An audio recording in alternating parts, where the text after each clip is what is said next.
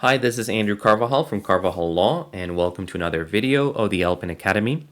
Today we're going to be talking about what is the mandatory content and what's the suggested content of an LMIA advertisement. This is going to be important for both the job bank ads and the ads in the other platforms that you're going to be creating where where advertising is a mandatory component of the LMIA application that you're doing. This is a segment taken from a past LMIA course from 2024, and I hope that you find it useful in determining what you should have in your LMIA ads. Okay, the ad needs to include all of these things, and we'll take a look at some of the ads that I prepare. I make sure that all of this is there: company operating name and full business address.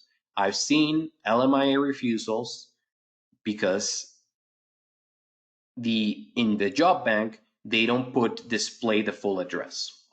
Now, be careful with this because normally the predetermined option is just the postal code or the location of employment.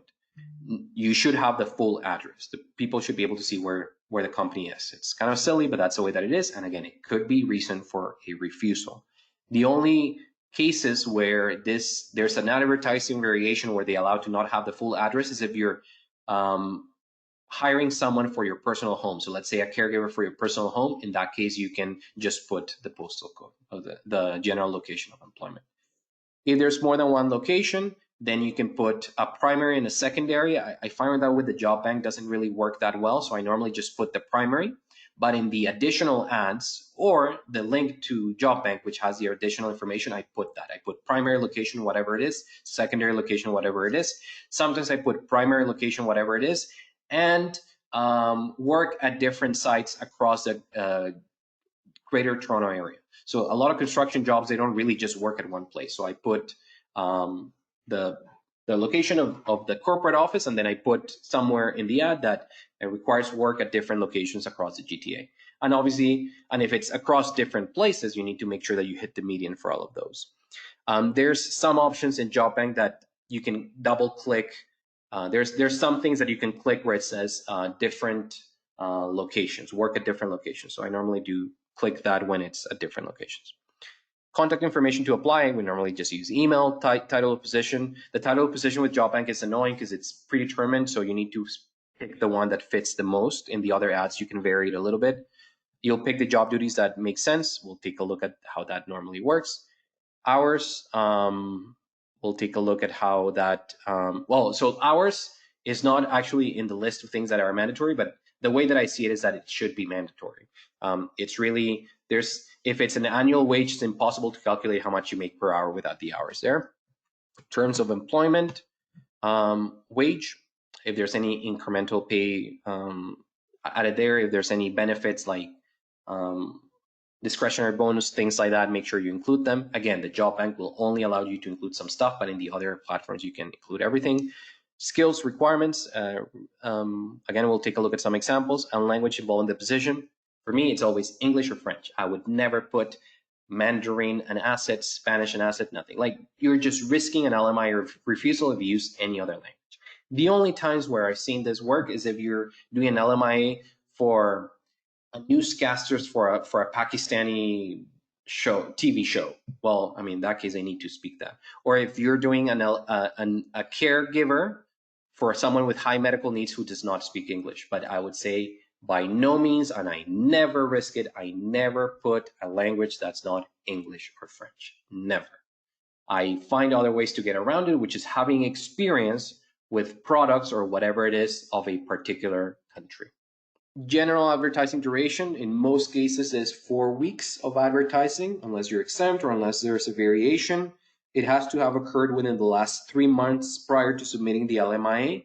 But what I always do is that I keep ads running until there's a decision by the processing officer. I don't take down ads until there's a decision. Now, there's a requirement that at least one of them must continue, but I always keep all of them. Okay. Some positions have variations to advertising requirements, provided some examples there, but I actually provide you a link here and I paste the ones that have that.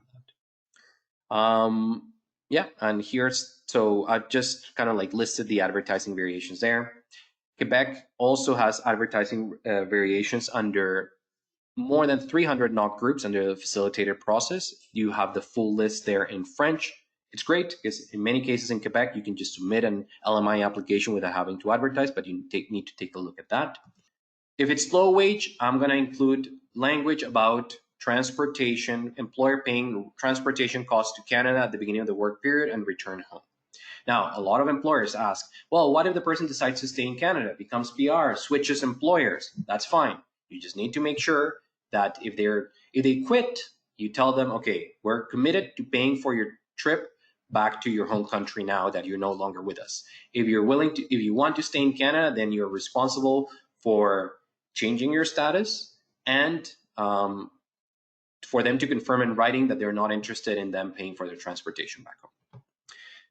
You must ensure that there's suitable accommodation. We'll talk about this later on. It's not meaning you don't have to provide accommodation. You could, but if you're providing accommodation, you're subject to inspections and a lot of other things. But you need to make sure that with the wage that they're receiving, they're going to be able to find accommodation where they live. There's a calculation. You can look at it in the guide, but it says something like that. The annual wage of the employer or the wage of the employer, let's say the monthly wage of the employer, not more than 30% should go towards accommodation in that place of employment. So if you're offering someone something that to get a room in Toronto, it would be more than 30% of their wage, it will be problematic. But if it's less than that, that's okay. And sometimes some of the things that we commit to do or we discuss with the Service Canada employees that the employer will act as a guarantor if they're renting a place, or will provide them with like a place until they find a place, things like that. Okay. And you need to put in the ads the relocation costs regardless of where the person is. You just put it. If the person's already in Canada, well, then you don't really have to pay for any flights. But these are things that should be there. Thank you for watching. If you want to continue learning, be sure to explore the full range of resources available to immigration and legal practitioners through the LPIN Academy and LPIN's CPD courses. Visit lpin.ca/academy to access the entire library of practical, on-demand content.